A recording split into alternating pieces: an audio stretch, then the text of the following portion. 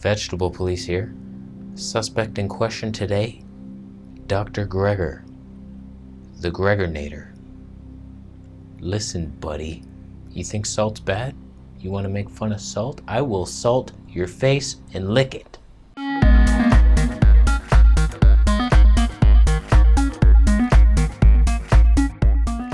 So, I don't give away my subscription to just anybody.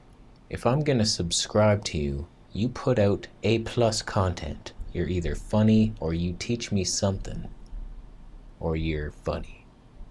One of those three things. So the Gregornator, he ticks one of those boxes. He dives into the science so I don't have to.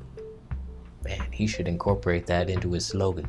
He's never said it. So he looks at all the scientific studies involving nutrition and health and what foods do what.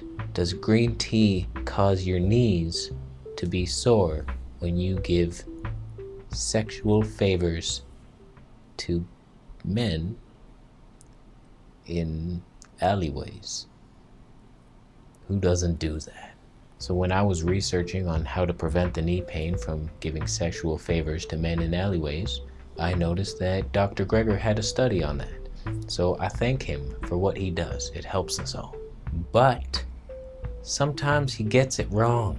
And sometimes he reports things back and I wonder why he's doing it. Why do you do it? Why are you doing it? So I watch most of his videos and he just came out with one called Sodium and Autoimmune Diseases, Rubbing Salt in the Wound? So a simple-minded man of the village idiot variety may come to the conclusion after watching this video that all salt is bad. Stay away from salt. It causes all these things he's talking about, asthma, stomach cancer, and I want to slap those village idiots in the face with knowledge today. So let's look at the science. Let's look at it. Millions suffer from asthma attacks triggered by exercise. Within 5 minutes of starting exercising, people can get short of breath, start coughing and wheezing, such that lung function significantly drops. But on a high-salt diet, the attack is even worse. So he says the asthma got worse on the high-salt diet, but we have no idea what the high-salt diet meant. What does that mean? What did they eat? What did the low-salt people eat? We have no idea. When they say high-salt diet, that could mean pizza. They upped their intake of pizza and pizza rolls and the pizza bagels. It doesn't tell us anything. You compare a high-salt pizza bagel diet to a Whole Foods vegan diet who adds salt. Do the asthma get worse in this? I doubt it. Point is, we don't know because this study didn't teach us a damn thing. They just said high-salt diet. That could mean anything. That could just mean high processed food diet that has salt in it. Is it because of the salt or is it because of the processed wheat berry dicks? Mars 520 was a 520-day space flight simulation to see how people might do on the way to Mars and back. What they found was that those on a high-salt diet displayed a markedly higher number of monocytes, which are a type of immune cell you often see increased in settings of chronic inflammation and autoimmune disorders. There's so many things wrong with this study on the Martians that I don't even know where to turn my head to look at all the problems. They're everywhere. First off, the Martians were eating all processed foods. You can't bring fresh fruits and vegetables up there. They're not gonna last. Everything is dehydrated and space vacuum sucked. Weird shit. But forget all that. Pretend we're not studying Martians right now. Am I in space? I'm an astronaut in space. There's a UFO right over there. Look at that. Can I come aboard, partner? Oh, he's shooting lasers at me on my fucking...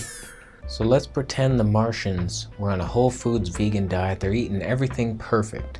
Let's take a look at these sodium numbers. So they were fine at 6 grams of salt. At 6 grams, they had none of the inflammatory markers. Nothing bad was happening. 6 grams of salt added to their diet. 6 grams of salt is a lot of salt. Look at this, 6 grams is 2,325.5 milligrams of salt. That's a lot of salt. I mean, look at my day of eating. This was my last what I eat in a day video. I juiced an entire head of celery, and when I ate my potato meal, I ate as much salt as I possibly could, Himalayan salt, and I measured it, and my container of salt was 1 gram less weight when I was finished. So me eating as much Himalayan salt as I desired, literally sprinkling every potato I ate with salt, that gave me a total of 1,561 milligrams of sodium that day.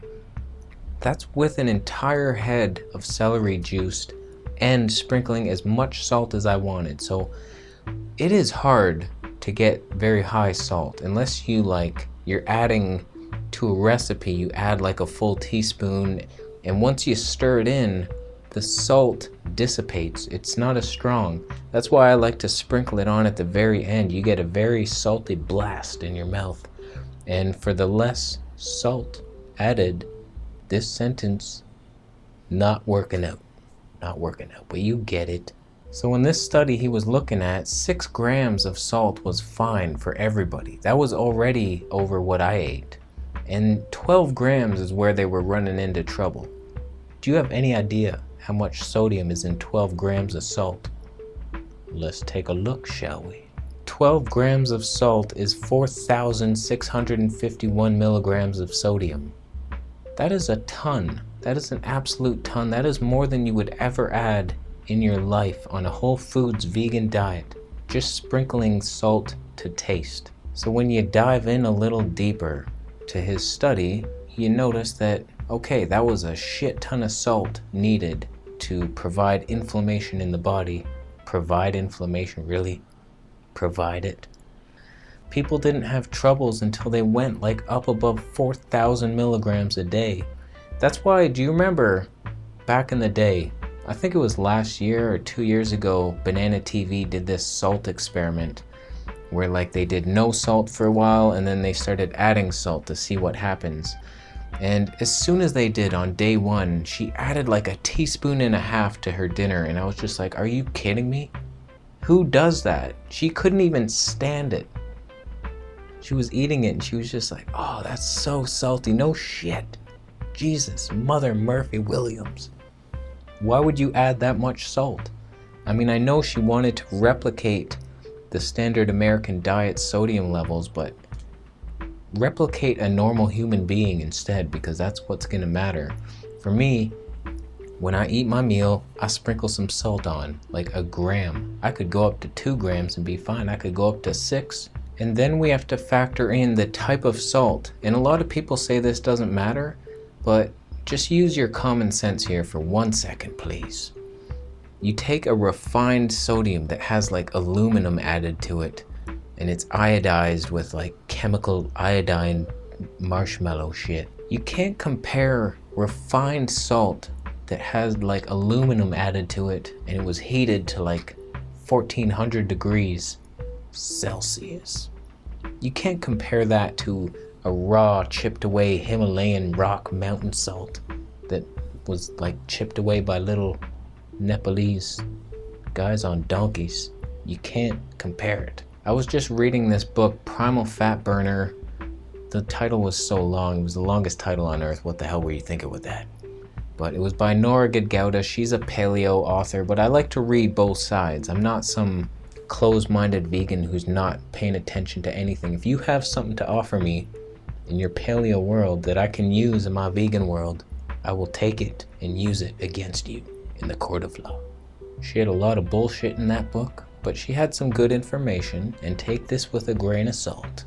But she was saying that she tests a bunch of clients, and the refined sodium, regular table salt, is very inflammatory to the body, but the Himalayan salt is not. That's what she's found in her practice, and I don't know if it's true or not, but I feel better with the Himalayan salt in my life. I feel more hydrated. Explain that one. We need sodium to retain water. There, I explained it myself. I didn't need your help. But I mean, I feel so much better with the salt, more energy. It raises your electricity. I Can't prove that. Sounds like some hippie shit. But let's deal with it. Deal with it. Those hippies know stuff. So bottom line here, we need to think for ourselves. Somebody sent me this link saying, oh, you eat salt? Didn't you see this Dr. Greger video? I'm not sure they said it like that, but they were like taking his video as proof that all salt was bad. When you have to look into it. Look at 12 grams of salt, that's a lot of salt. And also the refined salt. And what else were they eating? When you're eating a whole foods vegan diet, you're juicing vegetables, you're eating fruits, you're soaking your nuts and seeds. All these foods are anti-cancer, anti-disease. They get disease out of your body. So how the hell is a little bit of salt gonna destroy all those benefits? I can't guarantee Himalayan salt is healthy. I don't know myself. I've looked into it, and the most important thing is I've experimented on my body and I feel better with it. And I've never seen science that showed a vegan with no salt was worse than a vegan with Himalayan salt. Show me that study, because that's the only one that matters right now. All these studies like, I eat less pizza than you, I'm so much healthier. You had 3 slices, you idiot, I only had 2. I'm gonna live to 600. So I still appreciate what Dr. Greger brings to the table here. He goes through the science, but if it was me doing what he did, I wouldn't report everything like this. That I would put some disclaimers in there, but he doesn't listen to people like me. He doesn't want to grow his hair back. He doesn't believe the science is there. Meanwhile, look at that. Look at that. That is a thick head of luscious man love up there. So, I think we're done. I think we are done here for today. Thumbs up if you liked the video. Thumbs down if you consider Dr. Greger your God and you will listen to anything he says without looking into it yourself. There's a situation. Okay, we're done here. Thank you for watching. Get yourself a Vegetable Police t-shirt. Subscribe so you see my next video. Imagine you missed my next video, your life would suck. Wow, would not want to be that guy. Alright, we're done.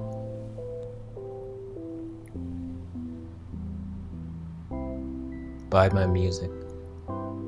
Support me on Patreon. Buy a flower for your girlfriend. I like that one.